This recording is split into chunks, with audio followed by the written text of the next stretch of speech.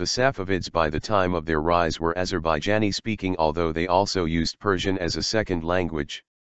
The language chiefly used by the Safavid court and military establishment was Azerbaijani.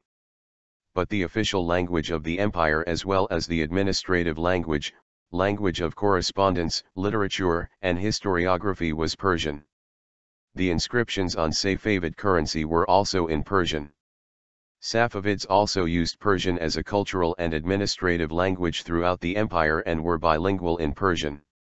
According to Arnold J. Toynbee, in the heyday of the Mughal, Safawi, and Ottoman regimes, New Persian was being patronized as the language of litterae humaniores by the ruling element over the whole of this huge realm, while it was also being employed as the official language of administration in those two-thirds of its realm that lay within the Safawi and the Mughal frontiers.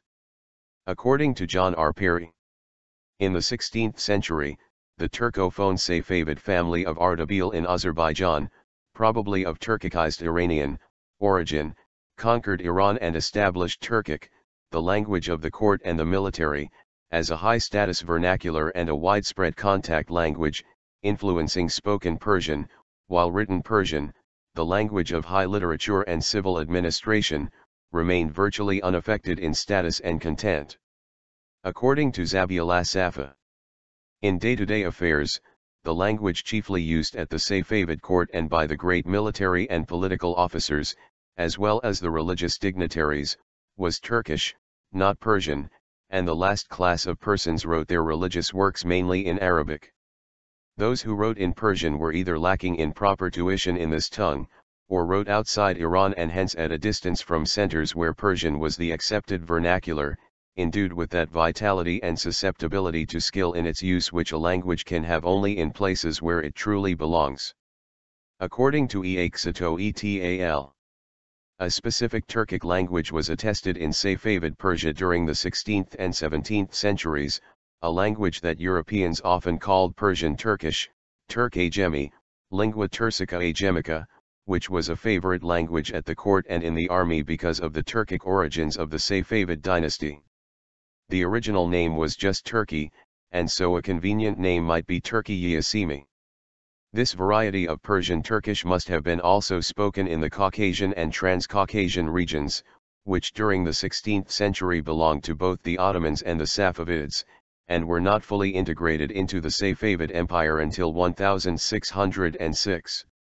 Though that language might generally be identified as Middle Azerbaijanian, it's not yet possible to define exactly the limits of this language, both in linguistic and territorial respects. It was certainly not homogeneous. Maybe it was an Azerbaijanian-Ottoman mixed language, as Belt adds, 1967:161, states for a translation of the Gospels in Georgian script from the 18th century. According to Rula Jurdia by Saab, although the Arabic language was still the medium for religious scholastic expression, it was precisely under the Safavids that hadith complications and doctrinal works of all sorts were being translated to Persian. The Amili, Lebanese scholars of Shi'i faith, operating through the court-based religious posts, were forced to master the Persian language.